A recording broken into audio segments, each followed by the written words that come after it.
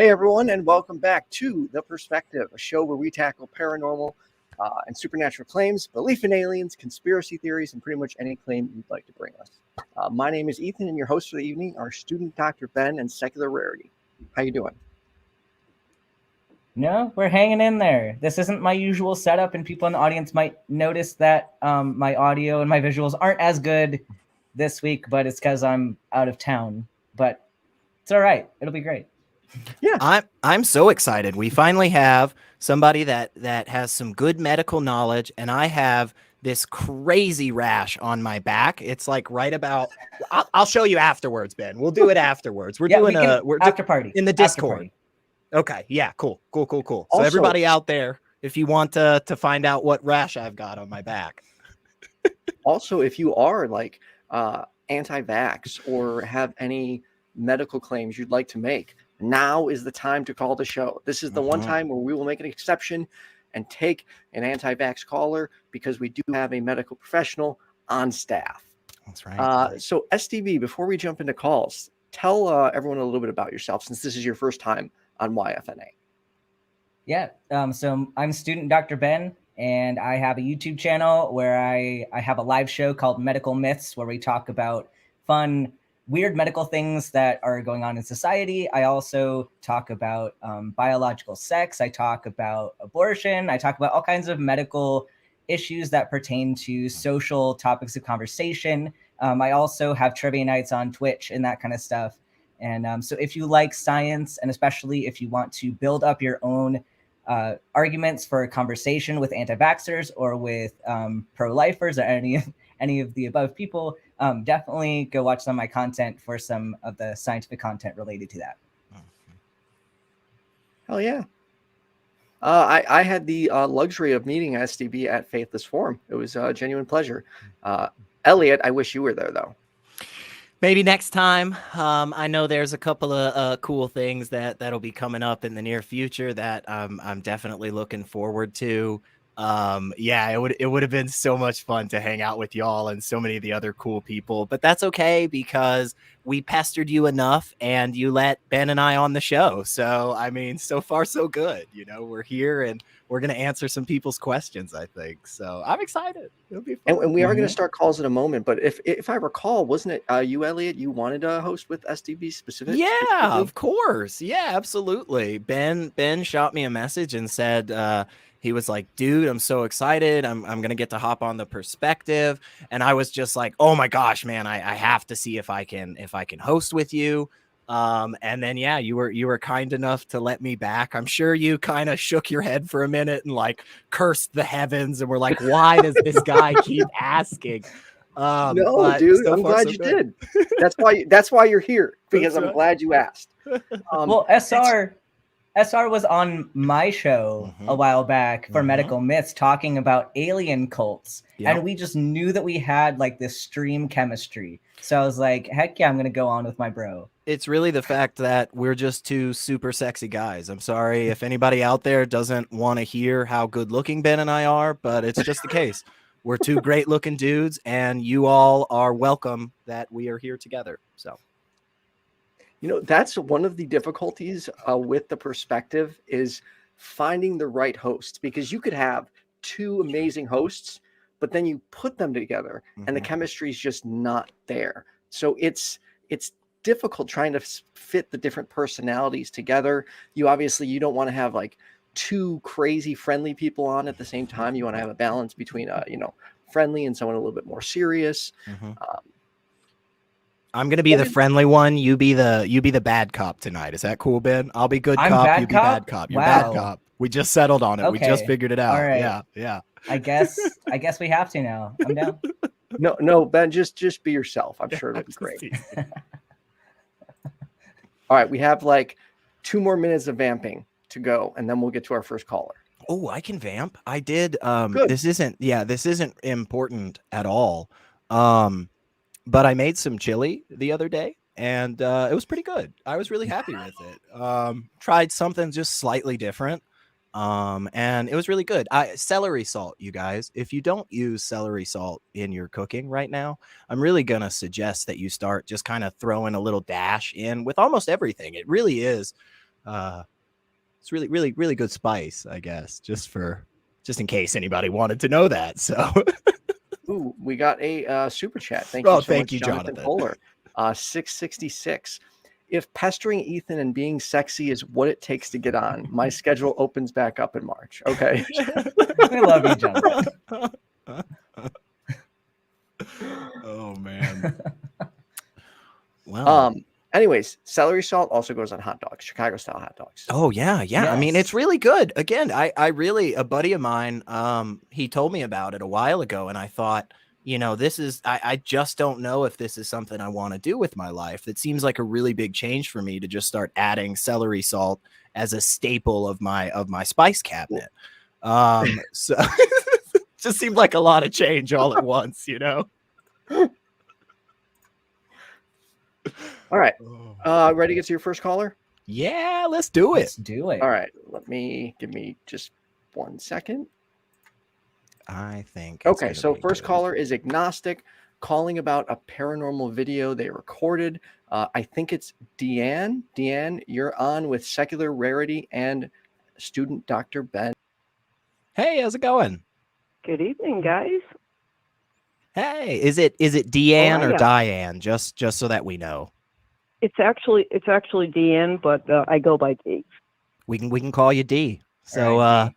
you've got Yes, a you can. video, it sounds like, of something a little spooky. What happened?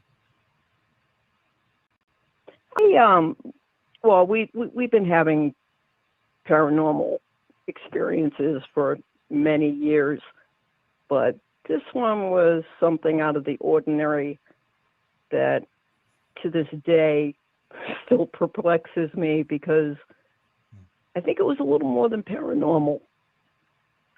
I think there was a little extra something going on that kind of leans like towards extraterrestrial, or at least Okay. I kind of tend to think that. Yeah, that's what we're I don't here know for, if D. you've What reviewed the video or not. No, we haven't. Ben and Yeah. I haven't seen the video at all, and our viewers probably out there are a little bit unfamiliar with it as well. If you could just give us maybe like a quick minute, maybe minute and a half rundown of kind of what was going on in it, we'll kind of see what our thoughts are, and maybe we can help figure something out, or at the very least, just say, "Hey, we don't know." Mhm. Yeah, this was it was in the middle of the night. And I had been catching things in my bay window, and I said, just for the hell of it, I'm gonna put my camera up, and I'll put my cell phone up, and I'll put it on the tripod, and I'll just leave it there. And so I didn't really think anything of it, let it go. And it was pretty much like kind of dozing off, not paying much attention. And I didn't see anything looking out the window. So after I was done taping, wasn't expecting to see anything, went to bed. The next day when I reviewed the recording, I was like it was a mouth drop because there was something near the edge of the road inside my fence, which is roughly like 80 feet away. Okay, real quick, I've got the videos. I can put them on screen. Oh, okay. Okay, there's Yeah. 2 of them. I'm going Okay. to play them right now. Yeah. I mean, look how bright that is. And then it goes down. Like you flip the switch.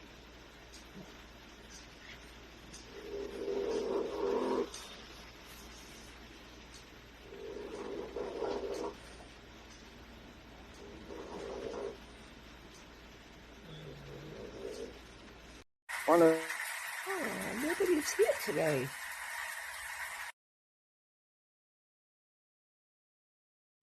I could hear it. Okay. Went through the window. My window was closed, and a flick of light jumped from the back of my dining room table right through the window. So it's pretty Interesting. cool. But going back to the other video, there's a pole that's lit up that doesn't belong in my yard. And for the life of us, we couldn't figure out what was causing it to be illuminated. Like, what was the pole there to begin with? But being illuminated was even more perplexing. D, real quick. Because again, let me just jump in real quick and just kind of, you know, ask a little bit of a question that's been bouncing around my head. Both of those videos look just a little bit difficult for us as the third party viewer to kind of really suss anything out. But I'm sure it was really powerful while it was happening for you right there. Is it possible that maybe the light in both situations was farther away than what actually felt at that moment? Is that a possibility, or are you confident no chance whatsoever it was that close? absolutely confident it was in my yard. Okay. Absolutely confident.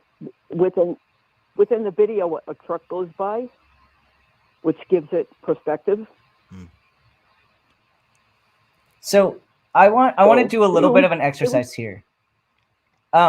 Because I think it's very difficult, especially for something like this, where it's kind of difficult to really make out what's going on, right? So I don't want to sit here and tell you what I think it is, because I think I could just scramble around in my own brain and give you whatever I can pull out of my head. And that's not a good way to really think about this, right? If we want to discover the truth, I want to make sure we're using good methods to get there. But I also want to, if it is true that it's something out of the ordinary, then maybe when you leave here, you could have a case to go into other conversations and be able to communicate it with other people.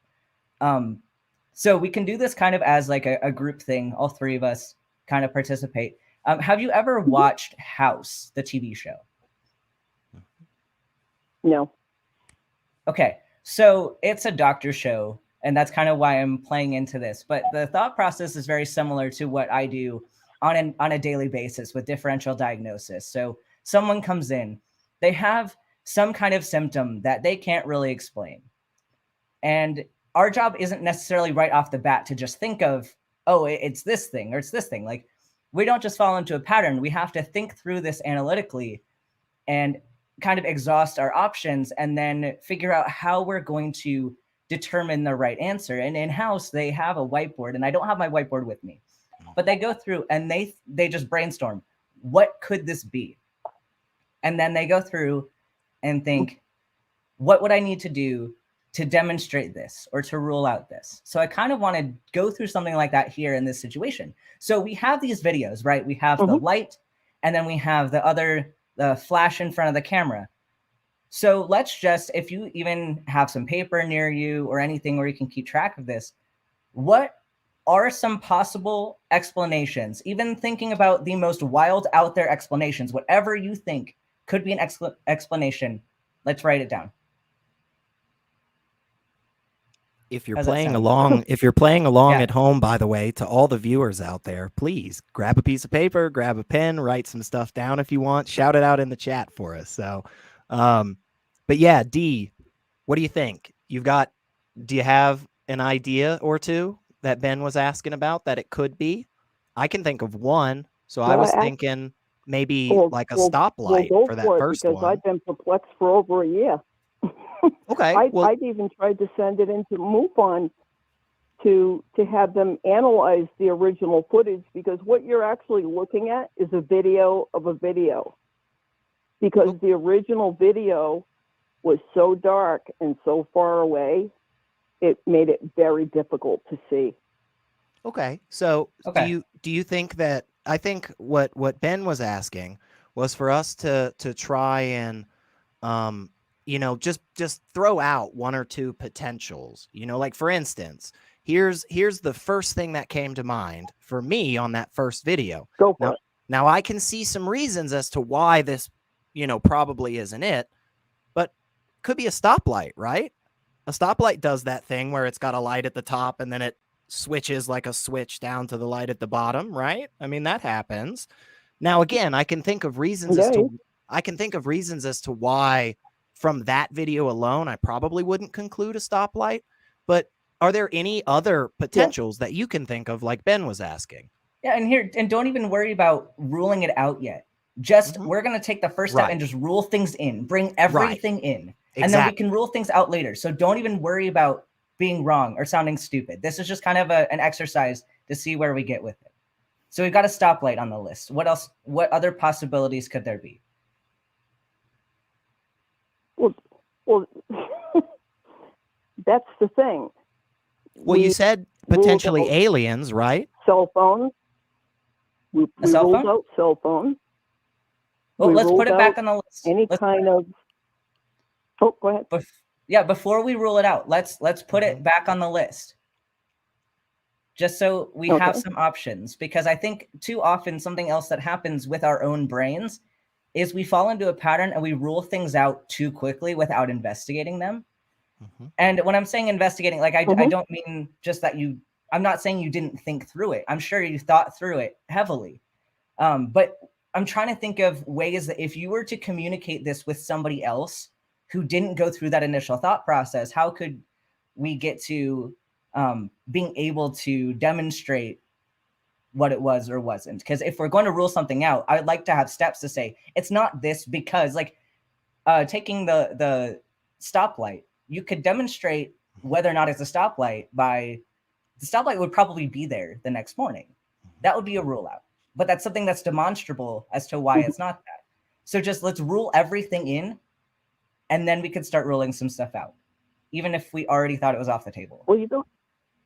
Does that make sense, Dee? What Ben is kind of asking for? It does, but there's not a lot of things to rule. That's in. okay. That's the problem. That's fine. If we only get 3 options, that's 3 more options than we've got right now. That's awesome. Let's just start at ground level. That's what Ben's going for. So we've got cell phone, we've got aliens, we've got stoplights.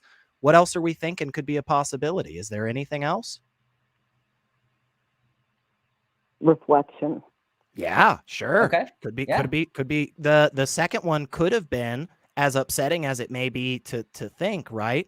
But the second video could have been somebody creeping in your yard and like flashing up a flashlight into your window, right? I mean, that's not fun to think about, but it could be, right? So we got 5 options right now of different things. Ben, do we need some more for this, or? I mean, I don't think we necessarily need to. We could probably go on for hours listing off every single possibility. Right. But let's take the ones that we have. And we're not going to, the goal here is not to determine if it's true or not. I just want to get the thought process of how we got there. So let's look at each option and then say, what would we need to do to demonstrate that it was true? And then what would we need to do to demonstrate that it's not true? Like, what would rule it out as a possibility? Well, if your stoplight is non-existent, so you can rule that out. Yeah. There you go. So that's no longer an option. So how would we test the cell phone? What, 4 left? Yeah, so that one can fall I out. actually went out there and videoed it. I actually went out the following night with cell phones trying to recreate what was on the video and didn't even come close. There you go. So there's a demonstration of that. What else do we have? The reflection on the flashlight. How can we demonstrate that it was or wasn't a reflection? Well, you'd have to first assume somebody was out there with a flashlight. Okay. It's possible if we're thinking about that one. That is, yes, if we come to the conclusion that it definitely was somebody outside your window with a flashlight on that second video, we're probably going to need something that would show that it's a person that was definitely out there. Like maybe in the morning, Dee, you go outside and you see in your flower bed right under that window, there's one of your flowers that's been stepped on, right? That could be something that could give us some kind of good demonstrable indication that it was a person. Well, you got to stick to one video at a time because you're bouncing between videos. These are 2 different videos at 2 different times. But I think the point So- that student Dr. Ben is trying to get at applies to both of the videos, which is let's take the very first step, which is what we're doing, and just list out as many possibilities as we could and just try to walk through each one of them individually. Whether we're talking about the first video or the second video, I mean, yes, there are two different instances that are occurring, but both of these right now really sit in this kind of nebulous, we don't know space, right? And we'd go through the same process for figuring out what either of them are, wouldn't we? Mm-hmm. Yeah, but when you're explaining one that's 80 feet away and you're explaining one that's inside the house, you've got two different situations. You can't, you're not able to combine the two and Right. Yeah, I get where I absolutely get what you're saying there. So let's we found some good options for the first scenario. Let's talk about the second video. So what possibilities could we have for that second video? Well, since I don't know which video you're looking at, I need to know which one you're talking about. The one that looks purple or the one that's a little flick of light that goes through the window? That was the second video we saw, was the flick of... Nobody's here today. Okay. Mm-hmm. So that's the second video. Inside. Yep, that was inside the house, window closed, me interacting, trying to get a reaction. Okay. So what could have caused trying to surmise something that I'm looking at not only on video but in real time.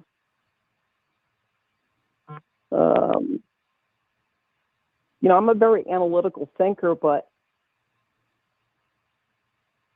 to try and come up with variables to something like that, I mean, it's tough. Literally impossible for me.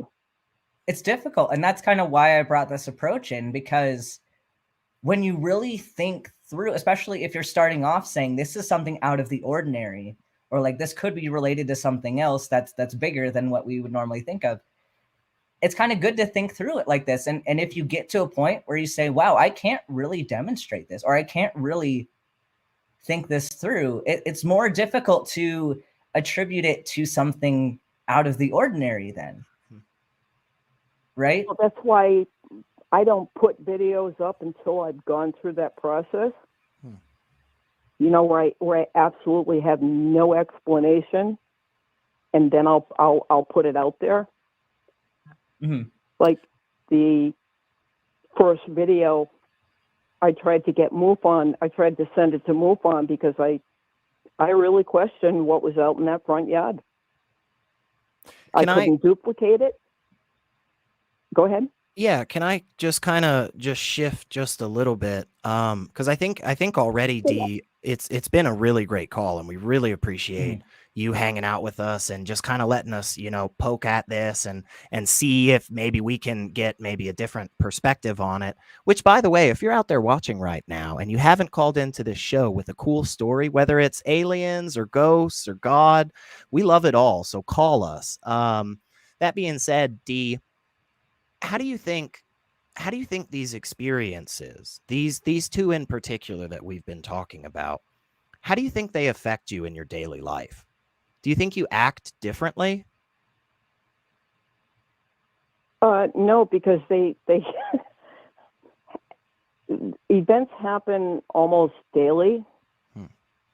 Whether it's something visual or an EVP or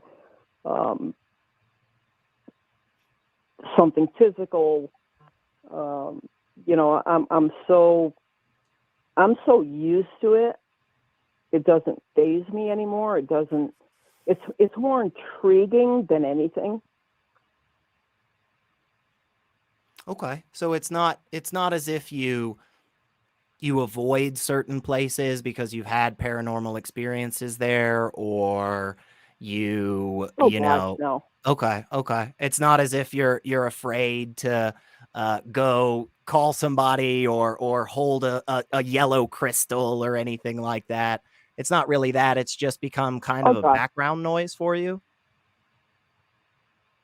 Pretty much.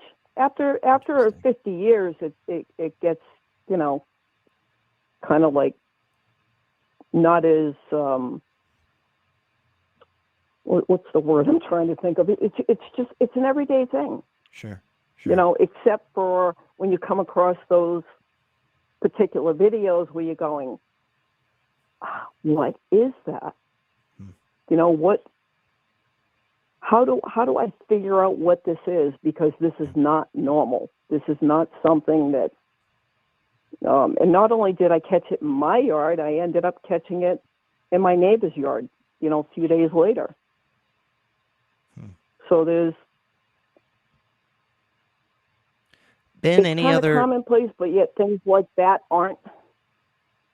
Sure. Ben, any other thoughts before we let Dee go and just thank her one more time for her awesome call? Which, by the way, it sounds like, Dee, it sounds like you've got a lot of very interesting stories. And I know that pretty much, well, all of the other hosts of this awesome show would love to hear some more of those too. So definitely call us back in the future. But Ben, any other closing thoughts or questions you have for Dee? Yeah, I mean, I think you're approaching it very, very well, like from the get-go, because you came in saying that it might be something out of the ordinary, but you don't really know. And I mean, that's kind of a similar answer I would give, especially like it is something like I believe you that you saw these, we saw the videos. I believe you that there's something there that impacted you. And so I do think you're approaching it from a good angle. So I appreciate talking with you on this. It was a great conversation. I think what separates me from a lot of other people is I don't approach it from a haunting point of view. You know, that it's not a negative thing, it's a positive thing to me. The fact that you can interact, you can throw out a hello and get a hello back, it is very compelling to me, very interesting, very intriguing. And I think that what I'd like to leave people is if you're experiencing something like this, you know, be mindful, you know, that you have company and to treat them like company. You know, I say hello to them every morning. I say good night to them every evening. And sometimes I get a response and sometimes I don't, but I think they want to be acknowledged. Well, Dee, we really appreciate my you. ghostly guests do. Dee, we appreciate you hanging out with us. And like I said, please give us a call back, hang out at the awesome Facebook pages or Discords. And thank you so much. We hope you have a good night. Awesome. Thank you. Thank you for having me. And you guys have a great evening. All right. Yeah, have a good night. Yeah, and for everybody out there that isn't Dee, which is, from my understanding, everybody but Dee, if you're not already hanging out at the YFNA Facebook group, I don't know what you're doing. If you're not hanging out on the Discord for YFNA, I don't know what you're doing. But SDB, you've got some places to hang out, right? Where can people find you again? Where are those places? Yeah, my YouTube channel, my Twitch, both are Student Dr. Ben, as you can see here. I also have my own Discord, which I can send you a link as well. I don't know if the mods have. I think we have some links for you. We will find out for sure. We have some super cool calls. We've got somebody named Charlie that we're going to talk with in just a moment. But before we do that, did you think it was interesting, Ben, where Dee said it's just become so commonplace that it really is just this stuff in the background?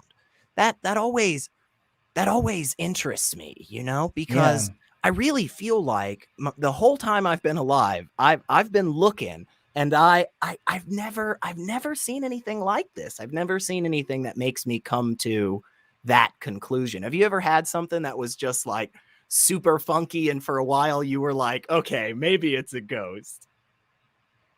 I mean, I think we all have to an extent, but the things that I found I have been able to rule out. But it does interest me, like how people experience the world and how they think about it. And so I love these conversations. This is a great place to be. Well, let me tell you, Ben, I don't know if you can see, but I can see. And I am excited for this next caller. We have with us Charlie. Charlie, you were on with student Dr. Ben and Secular Rarity. It sounds like you've got something pretty interesting you want to talk about. How you doing, man? I'm doing well. Thank you. How are you gentlemen doing today? We can't complain. Doing all right. Yeah. What it looks fun. I don't want to introduce it. I want you to introduce it for all of the people out there. What do you want to talk about? So today I don't necessarily have a personal story about these particular yokai, as I like to call them. And for those of you who do not know what yokai is, it is a Japanese term that is usually used to call anything that's unexplainable or any kind of creature. And that's a popular term that I personally like to use, aside from being an anime and manga weeb. Don't judge me. But being someone that has also a huge interest in this, I feel that to just keep it general and sometimes a little more safer for those who are more open to the idea of the existence to these things like myself, I prefer yokai. Charlie, can I jump in real quick? Reasons. However, what? Can I jump in real quick? I just want to real quick. Can you give us all a spelling of yokai? How does that get spelled? My Japanese is bad. So for yokai, I'm not exactly sure what the characters for it in Japanese would be. However, in English, I would be YOKAI. Awesome. Go ahead. Yokai. I'm sure there were other people out there confused. So, no worries. So I would like to talk about a North American favorite, two actually, Wendigos and Skinwalkers. And for my own personal sanity, I would prefer to just call them myself W's and Walkers for the time being, like The Walking Dead almost. Okay.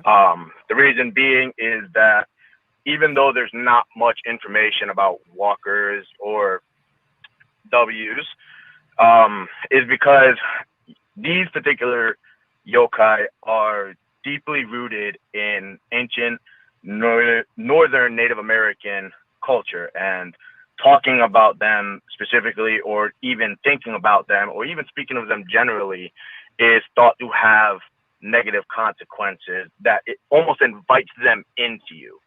And you can actually see this with a lot of various other different kinds of yokai around the world, where people will say, oh, don't speak of this particular one or else they're going to start coming to you, or don't think of it or it will happen. Almost like the saying, you speak negativity into the air to make it. Can I ask a question real quick?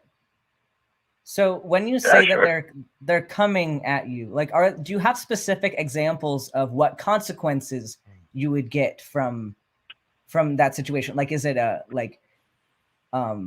physical consequence? Is it like, do just unlucky things happen? Like, what really can be there. I'm sorry, I don't mean to interrupt. What that means is, yes, there could be some physical consequences that happen. Now, whether these are to actually harm you or just to show you, either way, there can be something that lets you know they're there.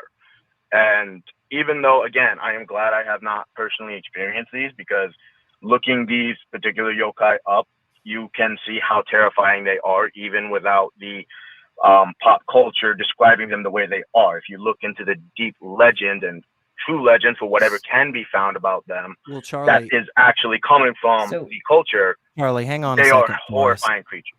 Hang on a second for us. Because you have made quite a good few claims already. I think a lot of the times when we're in this setting, especially on the side, where Ben and I kind of come down, which is, we're a little bit more skeptical. Maybe we don't jump to an answer as quick. We're not really, running around saying we hung out with Bigfoot and had a beer, that type of stuff. All that being said, right now, to me, it seems like the best information we've got on these W's or walkers, just to keep with that for you, are legend. They're really old stories that a lot of people have told for a really long time. Is there maybe something more tangible that we can point to that kind of gives us information about these? So I agree with you. I feel that conclusions should never be jumped to right from the get-go from hearing just a small portion of tales. And yes, you are right. These particular yokai come from legend. So a lot of the information that is passed down is from legend. However, I feel that strongly that there could be a chance of certain particular yokai actually existing. Just to get off track a little bit, I don't know if many people agree with me on Hang on just a second, Charlie. Hang on just a second, because I don't want to get too far off of that, because I think you said something there that was really, really interesting and might be worth just kind of poking at a little bit.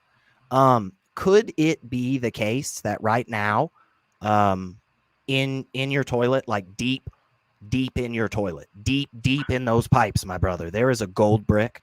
Could that technically be possible?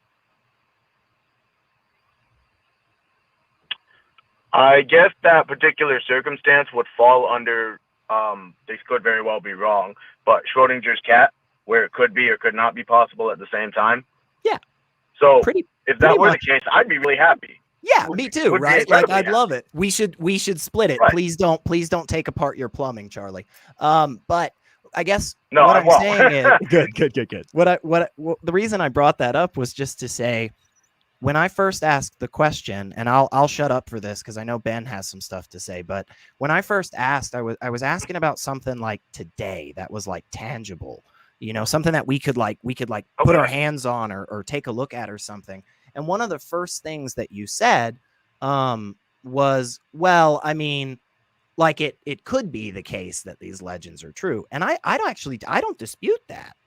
I'm with you. But it could also be the case that there's a gold brick sitting in either of our plumbing systems right now, but neither of us are going to go take apart our toilets and like look for that, because we feel pretty strongly, for good reason, that it's probably not there. But again, let me shut up. I know Ben's got something he probably has to say. I do. So go ahead. Okay, so I want to take this at a little different of an angle, because I know SR's hitting on the philosophy and the logic as he does. There's something here that you said that really could make a difference in how I see this issue. So you said that they can cause physical consequences. You have made a claim that is now in the realm of demonstrable or not demonstrable. So if these do have an effect on people and on the reality that we exist in, what kind of things, because you said that they could have some physical effects. So I want some specifics. What types of things could I expect that would tell me that this particular W or walker interacted with our reality? I'm glad I shut up. That was a good question. So, all right. Let me start with the W's. So W's are, I'm not sure, again, if many people are familiar with them, but they're creatures from northern Native American legends. Excuse me if I sound a little fumbly. I'm really excited to be doing this show. I love your guys' energy. So talking about this, though, they stem deeply from Native legends. And like many legends, some of them are based on loose facts that kind of weave to the imaginations of everybody, and they kind of change. Like the telephone game, you tell one person one thing, and then it becomes another, something close, and then it becomes something all different together. W's are actually considered to be people at one point who had been driven to madness either by greed, starvation, so they will eat other flesh. And that's how a W is particularly, I guess, for lack of a better term, created. So they stem from cannibalism, which is something that we have seen in society for many encounters, and throughout the world, cultures have different terms for W's, which are almost the same with different physical appearances. So in that sense, a cannibal could very well technically be considered a W. But for pop culture, W's are creatures that are disfigured and morphed with bones showing, antlers, deer skin, deer skulls. They change so much throughout pop culture, but the root of it still started from cannibalism. Okay, so I want to address something really quick because I want to make sure that we're not strawmanning you in our approach to this conversation. In your belief, like with the information you are bringing to us, do you see these W's as like a spiritual entity, or do you see them as a physical entity? What specifically are we talking about? So specifically, we are talking about it in general. I'm personally not trying to convince anybody. I don't feel the need to try and convince somebody because there are definitely many poke holes to go through this. I'm particularly just talking about fruit for the mind and could these exist and how did they come to be in this day and age? If I could real quick though, Charlie, if I could, just because I want you to know that this is safe and fertile ground here. I think both Ben and I very much, and please don't let me speak for you, Ben. Tell me if I'm way off base here. But I think Ben and I very much would like to go to bed tonight. And if there are W's and walkers, I think we want to go to bed accepting that those things are real. I don't want to sleep one more moment in my absolutely incredibly soft, large, fuzzy blanket that I have, thinking that these things aren't real if they are real. So please, convince us. We want you to convince us. Like, what is it? What's the evidence? Like, tell us. All right. So I feel that if we are going to talk about the possibility of these creatures, yokai, existing, would be to take a better look at the walker, which is much more terrifying in a sense, as these can do several different kinds of magic, as skinwalkers are former shaman who have lost their way. So these particular yokai can actually turn into several different kinds of animals, either appearing as a coyote, a bird of some sorts, any other kind of physical animal. Now, the other terrifying aspect of them is the fact that they can actually travel great distances just to actually show somebody they exist. And there have been several claims of this happening, and each one is kind of terrifying because they're sort of similar. It starts with seeing an animal that at a quick glance looks normal, but when you go back, there are many different things according to it. Now, the eyes are one of the biggest things. Okay. Animal eyes are different than human eyes, varying from species. So these particular yokai can look like them, but they're not. And then they can mimic. They can actually mimic the voices of our loved ones. And they are so convincing at it that you really do begin to think it's actually them. Now, I don't know about Charlie, yourselves, and I don't want to speak for you, but I have had instances where I have heard someone or something speaking to me in the voice of my deceased mother. And they did not sound exactly like her, as there was a slight difference in pitch. Now, I don't want to say it was, but my mind jumped right to that first because that's the most keen detail. Charlie, can I jump in again real quick? Stuck out to me. Go ahead. I don't know if you've noticed or not. But in the last few minutes, for instance, you said about 6, maybe 7 really interesting things that all seem like they have a lot of baggage. Like, for instance, you mentioned how they use magic, but I'm not positive that I have a decent enough definition of magic even to grant anything about magic. So like that for me would probably take a whole, 30-minute discussion of trying to figure out what that is. And I guess I want to go back to kind of where Ben was going, because I think this is really, really important. And I think it's something that, would actually be really cool too. I mean, so what is that thing that we could look at, that we could circle with the big red marker and say, like, there's that physical evidence of this? Because it sounded like, again, earlier at the beginning, you made it sound like they can interact with us, like they could bite us or yell at us or I don't know, throw stones. I mean, all kinds of things. And I think that's kind of where Ben was going. Like, is there maybe a medical report of somebody having these intense gashes on their arm? And it's just like, oh my gosh, everything that we know about medicine tells us this would have to be an animal and it couldn't be a bear. Does that kind of make sense? Was that right, Ben? Is that kind of where you were going?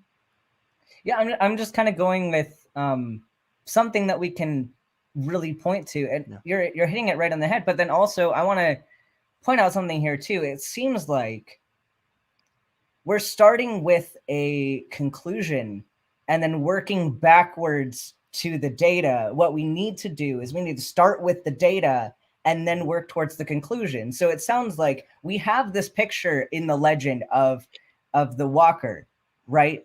And then we're taking the smaller piece and saying, okay, well, the small piece could be consistent with this legend of the walker. So that's probably related. Or this other person's story is similar to this. So what we should do is, like SR is saying, we should start with, okay, here's something that happened, and then trying to work from that hypothesis of what did this, and then working our way to the conclusion. Does that make sense? Yes, it does. So I guess what would be the most compelling evidence of, I'm sorry, I didn't mean to interrupt. Was one of you about to go? No. I was just saying, go ahead. Yeah, go ahead, Charlie. Okay. All right.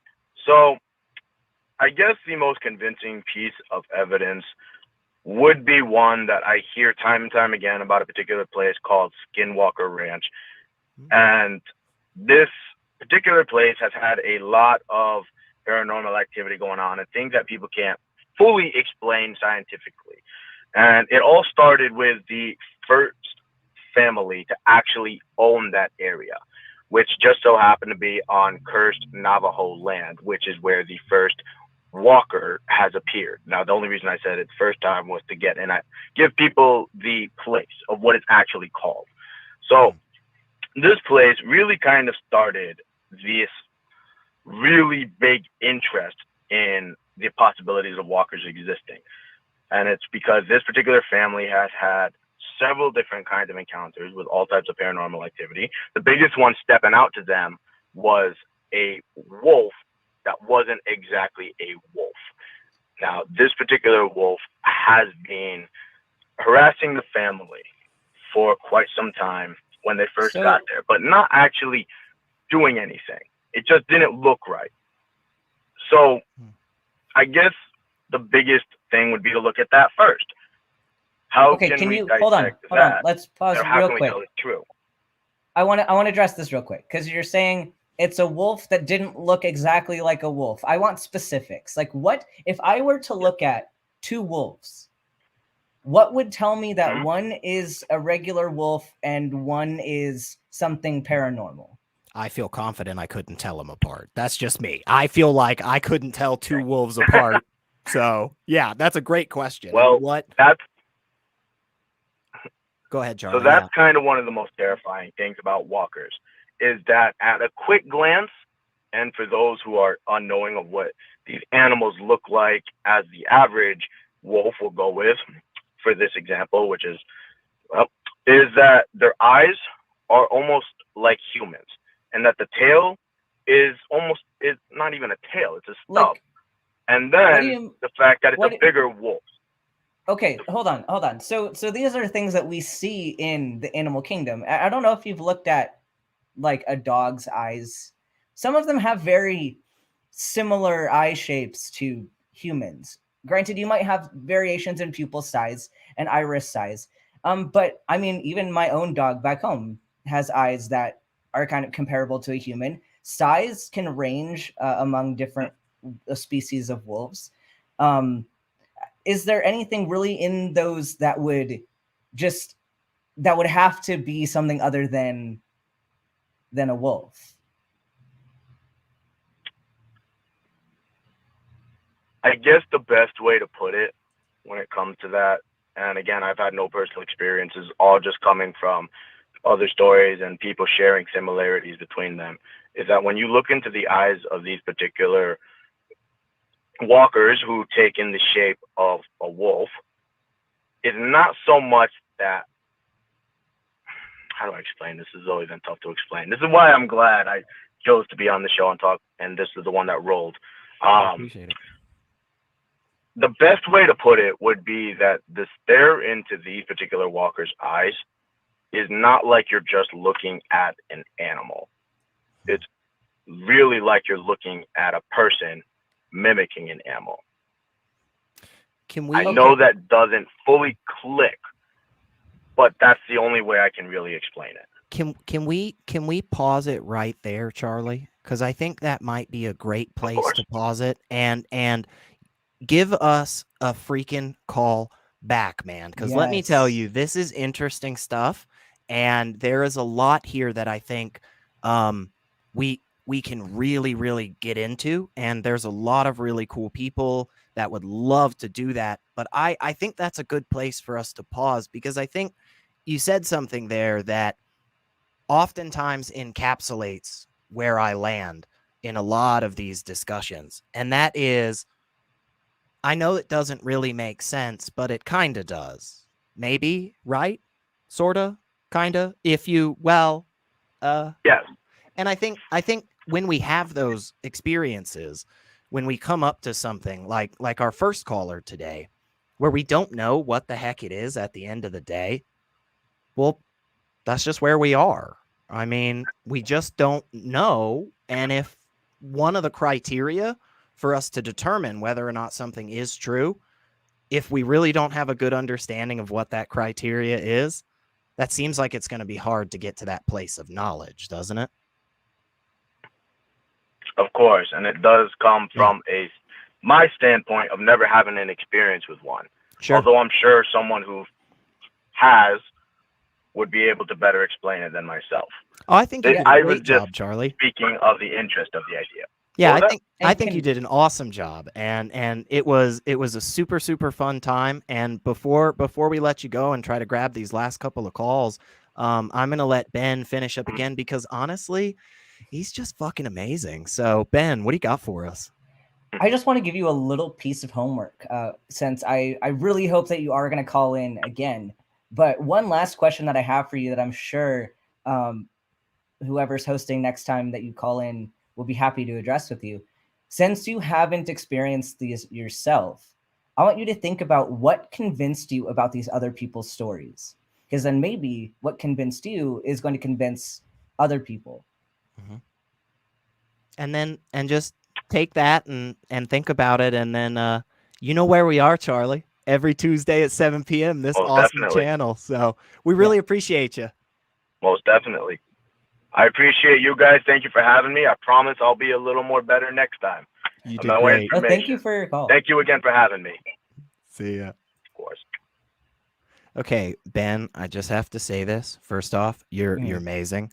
But the homework thing, that's my stuff, bro. Okay. I'm sorry, dude. Calm down on that now. Okay. I don't have much to live for in life, and that's the one thing. That's what does it. So, what do you think? Are you?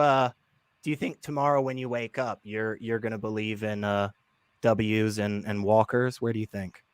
I don't know. I think I need to tune in to the next time he calls in, and that was a great play.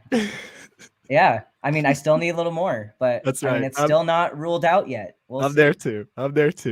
Well, we have the perfect call next. Yes, I think this is going to be so awesome. I am so excited.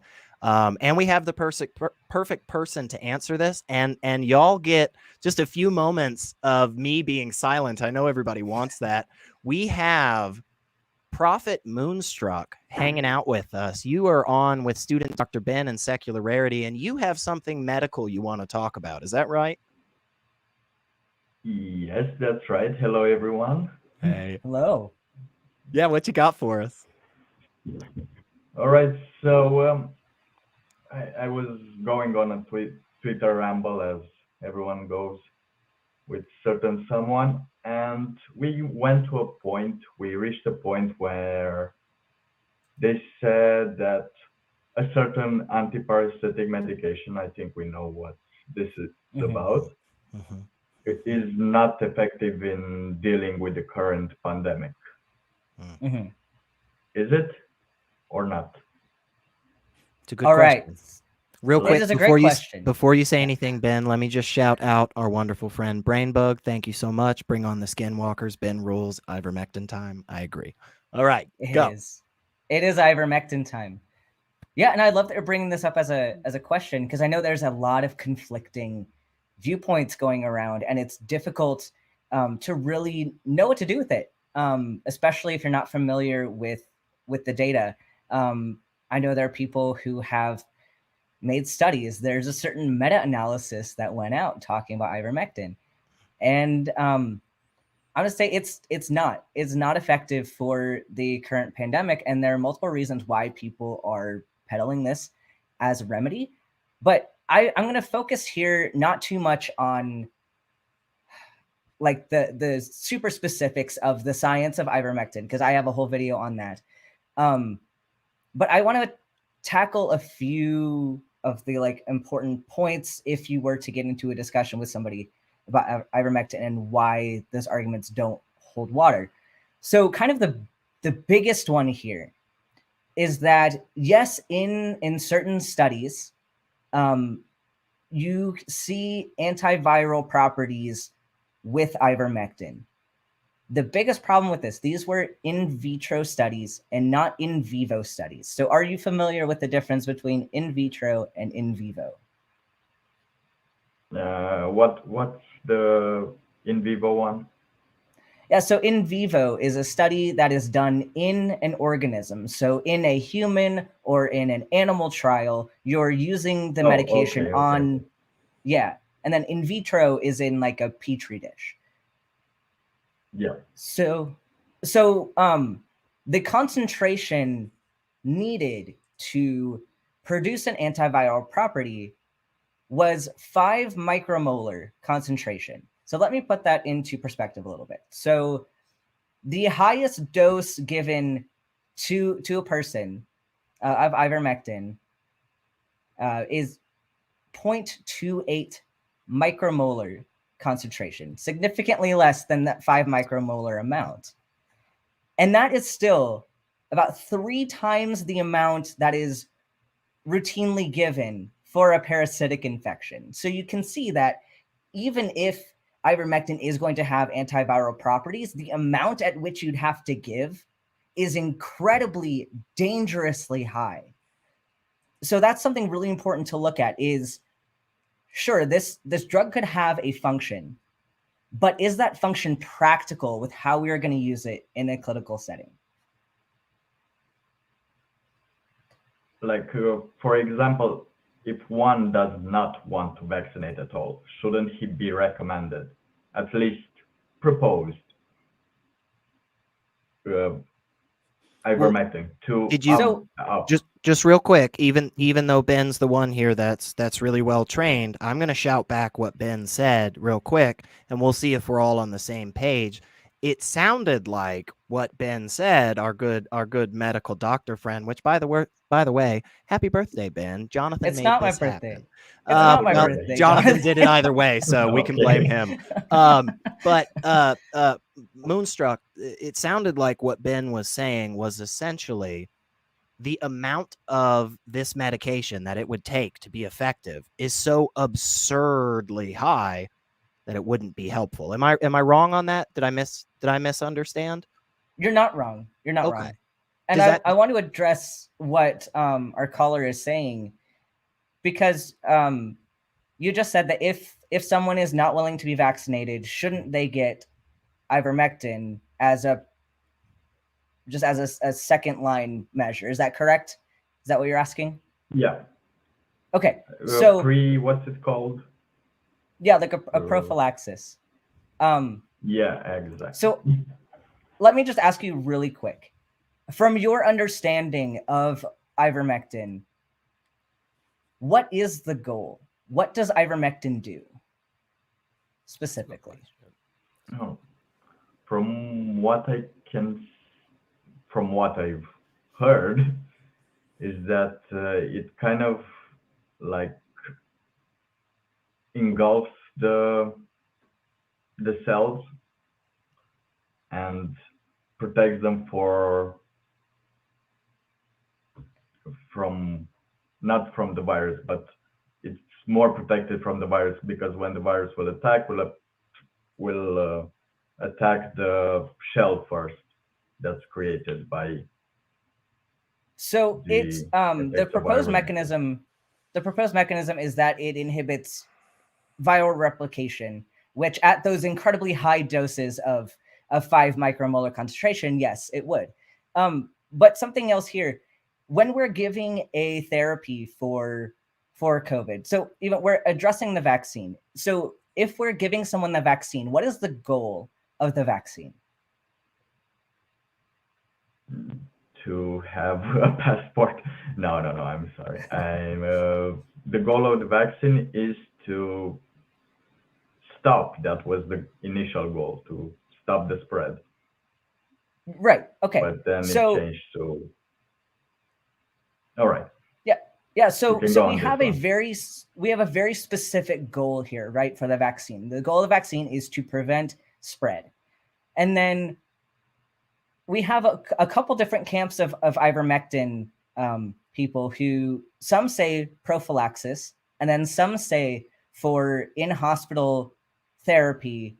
And those are both very different goals. Anytime we give a medical therapy at all, there needs to be a very measurable goal. So if I were to give an antibiotic, right, my goal is to reduce replication of the bacteria. Or if I give you an asthma medication, if I give you albuterol, a goal is either to improve oxygenation, reduce mortality by such and such percent. There's a very specific goal in mind. So to just say this helps people with COVID is a very broad claim that's not really being demonstrated. We have to figure out why we're using it. And for something like prophylaxis versus an in-hospital treatment, those are very different goals. Prophylaxis, you're trying to prevent somebody from getting an infection at all, or, well, not necessarily prevent them from getting it, but prevent them from having complications of it. If I were to give you a prophylaxis for malaria, it's not a vaccine in that it's not going to prevent you from getting malaria. It's just if you were to contract it, you would be able to fight it off. You're already pre-treated for it. Whereas if you're in the hospital, like, shit has already hit the fan. Yeah. And like, hang on already. Hang on just a second, Moonstruck, because I want to point out something here. For everybody out there that's feeling just a little bit hot at how many times our good boy Ben has said prophylaxis, did you know that 9 p.m. Central Time on this great channel, there is an awesome show called The Pickup Line where they take your calls about sex, dating, and relationships. You guys should come hang out. Just like I said, if you're feeling just a little bit temperature rising, I know I was there. But Moonstruck, did some of that stuff that Ben was shouting there, did that kind of make sense to you? Did some of the reasons why he was pushing back against those claims? Yes, I understand what he said. But the thing is, what I'm specifically talking about is the prophylactic ivermectin. Mm-hmm. And if the thing is, I understand that in some cases the vaccine is better, but we have a lot of vaccine hesitant and COVID vaccine hesitant, not all vaccine hesitant. But for those that do not want to get the shot, wouldn't ivermectin be recommended as a prophylactic? Well, so as I mentioned, Shouldn't. right, it's going to take a huge dose to even get that property to happen. There's a threshold at which it can be used for. So at the concentrations that it is currently tested at for use for onchocerciasis or strongyloides, parasitic infections, which I think the standard dose is 200 micrograms per kilogram of body weight. So we've tested that, and it is effective for those parasitic infections at that small dose. There's a threshold at that 5 micromolar concentration that it would even be effective at all as an antiviral. So knowing that it's going to have complications at that high dose and not have the benefit earlier than that, why would you give somebody something that's not going to benefit at the safe dose? Does that make sense, Moonstruck? Yes, it does, but that still remains in the question. Like, what should one do? Like, If they don't want to get the vaccine ever. Are you asking, vaccine, just so we know, you're asking what should somebody do if they don't want to get the vaccine? So yeah, exactly. Okay, so if that's the question, that's difficult because we don't have a good prophylaxis. And there are things being looked into, and even some of the other drugs that have been prescribed for COVID, they're being used for hospitalized patients. So we don't have anything prophylactically. People being given remdesivir or azithromycin are being given it in the hospital to reduce mortality. And remdesivir is an antiviral, and azithromycin isn't even given for COVID itself. It's given for the possible bacterial infection that you would get after having COVID. So those are just kind of mitigation. They're not even really treatments. They're mitigation. It's mitigating bad things that have already happened. So this is a case where skepticism needs to come into play, and we can't give a good answer, except that the vaccine has been shown to be effective. And then if you don't want that, then you need to take steps for yourself and social distance, wear a mask, don't go out in public. Those are things that we have data to demonstrate that they work. As much as I'd love to say that we have something down the pipeline to be a prophylaxis for people who don't want the vaccine, I don't know, and none of us know. Yeah, and I think that I think that's a really, really good place for us to kind of, just like with the other callers, just kind of put it on pause, Moonstruck. Am I reading this right, by the way? Are you giving us a call from France? Are you hanging out with us all the way in France right now? Yeah. That is awesome. I don't That's know. awesome. I don't know if we have gotten a call from France yet, but we are super appreciative of that.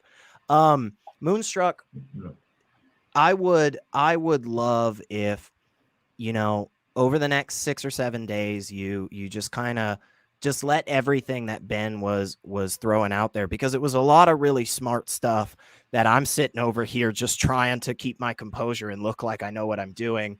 And so it was a lot for me. So I'm going to need a couple of days. And and we want to have Ben back on. And I think Ben is going to come back on. And I'm going to pester Ethan. And Moonstruck, watch out for when Ben comes back on. And when Ben is back on, give us a call and kind of hash some more medical stuff out. Do you like that? Yeah, but I now I'm kind of interested in the yokai thing. Hey, that's okay. Hey, look up some stuff about that. We love all kinds of calls. But Moonstruck, this was really great, and we've got one more person we want to get to. But thank you so much for hanging out with us. It's got to be late where you are. Thank you. Thank you for calling in. Well, all right. You have a good one. Go to bed. Have a great night. Bye. That was awesome, Ben. You are a wealth of knowledge. How is this possible? What do you do with your time? I study. Oh, okay. All day, every day. You do some things too. Isn't there Isn't there like a trivia thing that you do every so often? What's up with this? I do. I have trivia night every Friday at 9 p.m. Eastern time on my Twitch, Student Dr. Ben. And the best part is that trivia night is for everybody. Everybody who shows up gets to participate. And it's not all science. It's every random topic under the sun that you can think of. And it's a great time. And we can hang out. SR was trivia champion for a little while. I was. I don't like to brag about it, but I did specifically mention that, hoping that Ben would give me an opportunity to. There you go. But we've got one more call. I think this person has hung out with us before. Trisha, you are on with Student Dr. Ben and Secular Rarity. How are you? Hi. How are you? Good, good. What do you got for us today? It sounds like some interesting stuff. maybe some aliens. Yeah. It's like overwhelming because I've been going through this probably about a year now, actually, year to date, and I have talked to several people like out there. I'm not going to mention names of people that have documentaries, people that are very big with MUFON and on Discovery Channel. And I know 1,000%, and I always use that because I am that confident that this is real. And I don't know, well, I kind of do know why I'm chosen, but for some reason I'm chosen, and something very big is happening, and it's happening here. And I don't mean just physically where I live. It's on Earth, and it is definitely happening where I live. I just have so much. I have so much. Yeah, could we I am recording a lot. Yeah, could we just kind of just real quick right there? It sounds like there's something super big and super interesting that Ben and I would very much want to know about. And what is that? What is that thing that's coming up? Okay, well, there are aliens here. They are creating hybrids, which basically taking whatever they're taking from us. I guess it was their DNA. They're saying it was theirs. I have videos to prove this. What they're doing to us with the people that I live with, actually sleeping. Okay, first, I don't want to jump all over the place, but I'm going to say there was an episode on Ancient Aliens in 2014. I think it was called Alien Breeders. This guy described this lady that was above him in bed, and there was an alien on the side of him, on the foot of him. She had blonde hair, very milky skin, narrow chin, pointy nose. I have her on my video. Okay, it is real. Everything that they describe aliens to look like, they look like. I think they can change the way they look depending on what they're in. They could move in and out of any object or being, but they need something to connect to it, like kind of like a conduit would be. Like there has to be something connected for them to move through it. They have these white balls of light that they come out of their mouth. Can I pause you just a moment here, Trisha? Yeah. Because we've got a lot already for sure. But I'm gonna reach out. I'm gonna reach out behind the scenes. I think our wonderful producer Ethan said there were maybe some photos that we had that we could show. I don't know if maybe there we go. That's nothing. That's nothing. I sent him a few, but not even the best ones. They're screenshots from my videos. Okay, and we're just kind of, I don't know if you're also checking out the live stream as well, but we're just kind of flashing those up on screen at the moment. So Ben and I are kind of going through them just a little bit here. Okay. They told me not to do that anyway. That was one of the rules. So not to watch the YouTube, you know. Yeah, no, I mean they were right. You should always listen to the call screeners. But it sounded like you said you were chosen to maybe like ward this off, this kind of hybridization and so forth. Is that am I right? They know that I see them. I actually physically touch them. They're not visible to every human eye. They are some kind of extra interdimensional, whatever you call it, but they are physical beings. I feel them moving. I feel them touching me. When they touch my hand, it cramps up. It turns like bright reddish purple, in all kinds of ways I could never even bend my hand. They can do anything they want, but they need something from us. They're very respectful. Trisha, can I go back There's to just so much like Trisha? Can I go Yeah, back to yeah. my question? Because I think this is really interesting. It sounds like you're saying Yeah. we're right now. Oh, I'm chosen. Why am I chosen?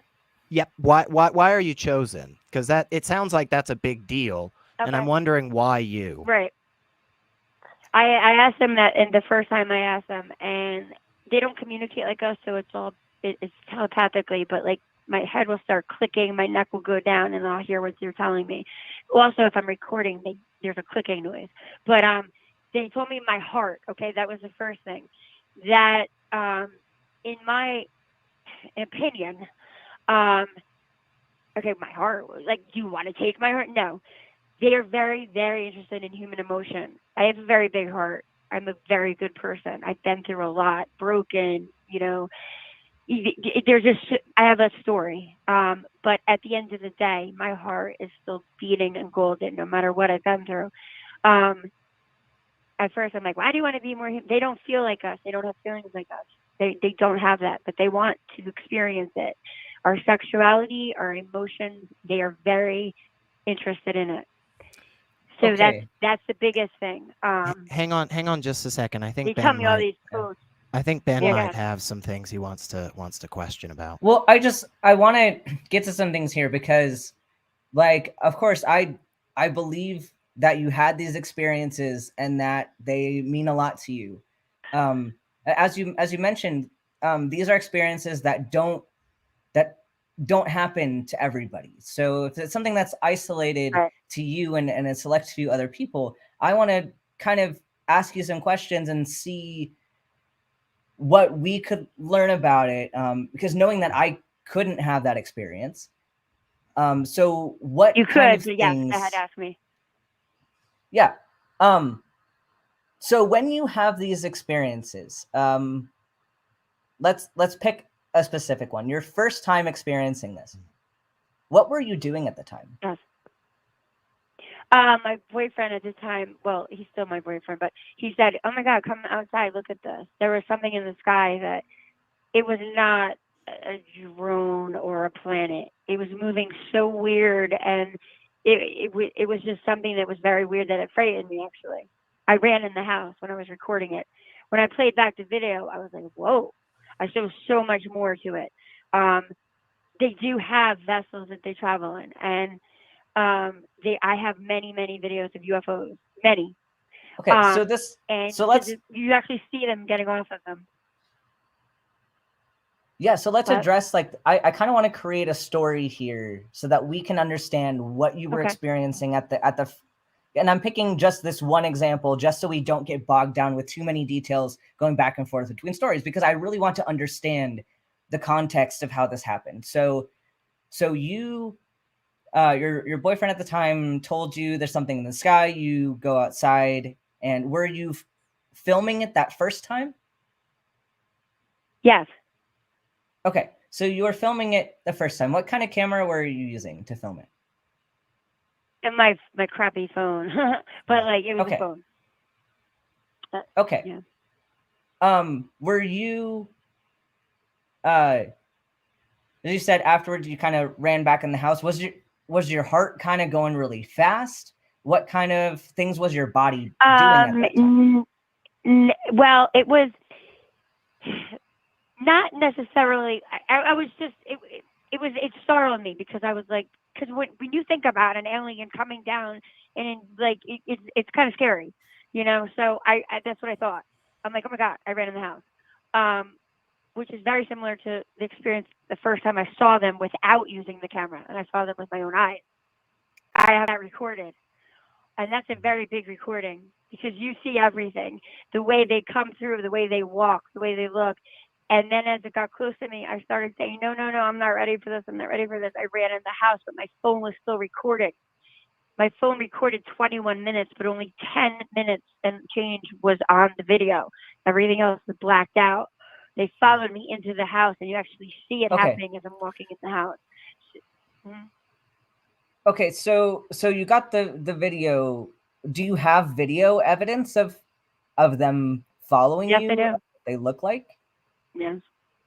Yes, I sent Ethan one video. I don't know if he got it, or I can't even tell if it went through. But yeah, and that's another thing. I have like 40,000 pictures and 1,500 videos, and trying to figure out how to send them when the files are too large, and I'm just figuring it out.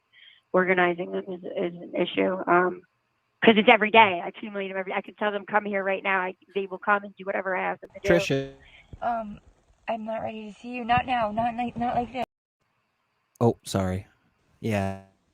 Yeah, that's it. Uh-huh.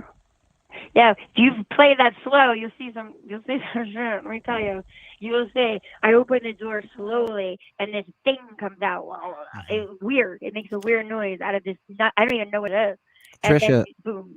Trisha, we're close to the end of our show, and we really appreciate you hanging out with us. Before we I appreciate you guys taking the yeah, time. and you've called in before, and call in more. I don't know if you know this or not, but Ethan loves hearing about aliens. So if you're out there and if you have anything to say about aliens, you have to hang out and call this show. But before we wrap up, Trisha, if I'm not saying I can, right? I don't have anything right now.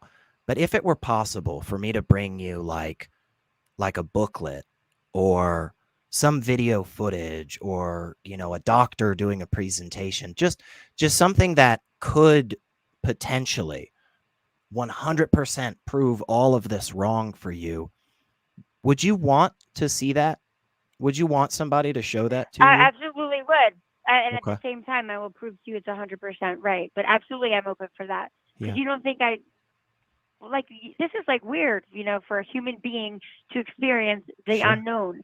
And of course, everyone's going to be like, oh, I know it's real and I know it's not real. Okay. And there's people that they spend their lives studying this and invest millions of dollars. But I have the proof. There's something that's going to happen with our planets, and they're actually showing me in pictures. But that's why I need to connect with people that know what a lot about physics and science, biology, and anatomy, all of that. And it's very hard to get in touch with people. Can I want to point back just because I don't know if you know this or not, Trisha, but I am actually co-president of the Student Dr. Ben fan club. I'm co-president with a man named Kenneth Leonard. Us three dudes, we all love each other mainly because we're all so cool. But Student Dr. Ben earlier mentioned something about, writing down a list of things that could potentially be, the answers to these things. And I guess even though he kind of stole my homework thing earlier, I'm going to give you some homework. Do you think maybe in the next week or so you could sit down and write out maybe 1 or 2, maybe 3 or 4 bullet points of if it could be proven wrong? If what you're thinking about all of this could be proven wrong, how the heck would somebody even do it? Do you think you could do that for us and maybe kind of reach back out to us and tell us another story or just see what How those is it potentials? proven wrong? If I'm physically feeling something move in my hand and see it moving and see it with my eyes, how is that proven wrong though? I don't. You can't. You're saying there's literally no possibility whatsoever that you think in the next 7 days. That's a lot of minutes. That's a lot of seconds. In that whole time, you don't think you could come up with 1 or 2? I think you probably could come up with, even if it's wacky, just like what we were doing earlier. Ben and I came up with some wacky things, even if it's just crazy. Do you think maybe you could come up with just a couple and reach back out to us and maybe see?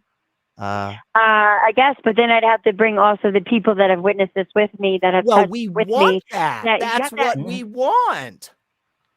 Okay, because it's not just me. So there's but it's not everybody. You have to have an open. Your third eye has to be there, and you have to be very receptive to this and not be critical, because this is they don't want you to see them if you're going to be like, oh, you know what I mean?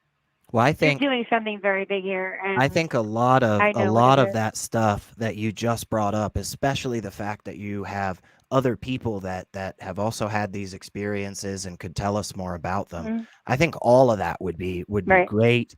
I'm sure you know about the wonderful Facebook page for the YFNA group. I'm sure you know about the wonderful Discord. No. What is that? Oh my gosh, there are these awesome links. They're down below in the live chat and the show notes. And you can go hang out. You know about Facebook. It's that internet thing and everybody gets together and Yes. does stuff. Discord's really similar, except basically you can like live chat with people too, and it's a little bit easier. Our wonderful fellow student Dr. Ben has both of those, by the way.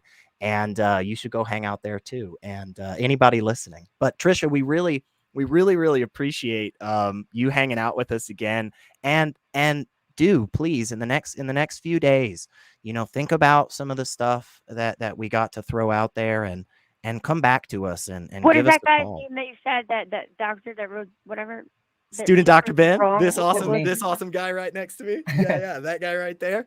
He's super Oh, awesome. he's there with you? Yeah, Student Dr. Ben. He is Hi. awesome. Bim? Wait, Bim?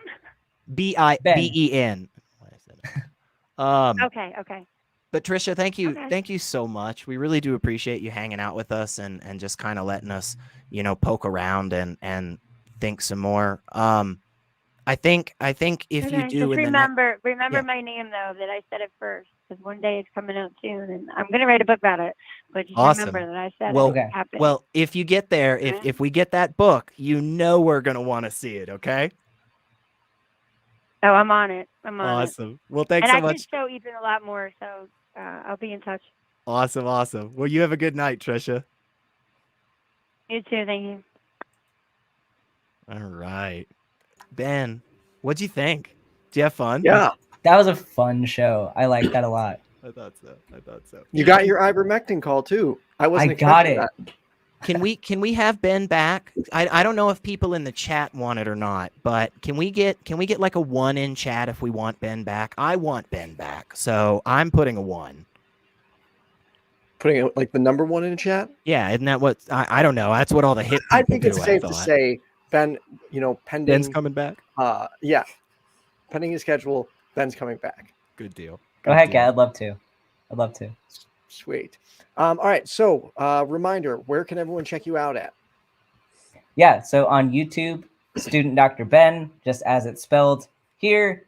Same thing on Twitch, Student Dr. Ben. I also have a Discord, so go hang out there. Come hang out on Trivia Night on my Twitch. SR.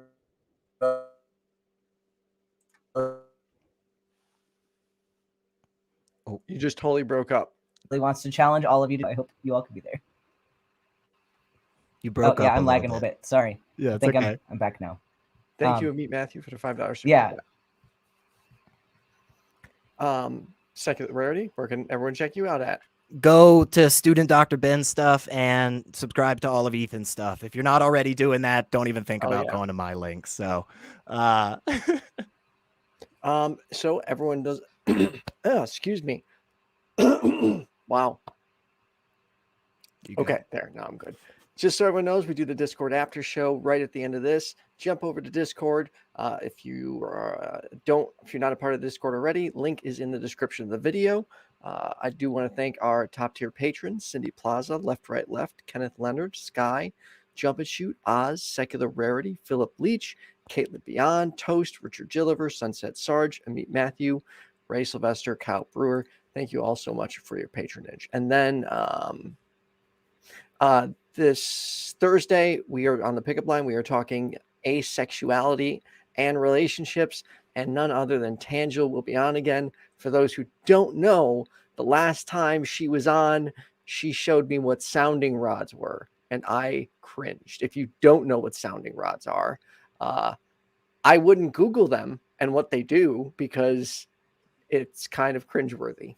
I shouldn't say that. Can we get that video in the chat below, just in case anybody wants to check it out? I mean, it's a great Okay, you video. know what? Should I play it? I have. Oh the 30 yeah. seconds. Oh yeah.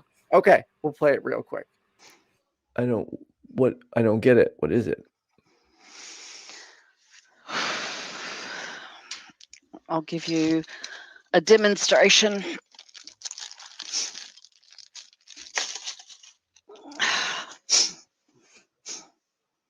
Oh! Are you okay?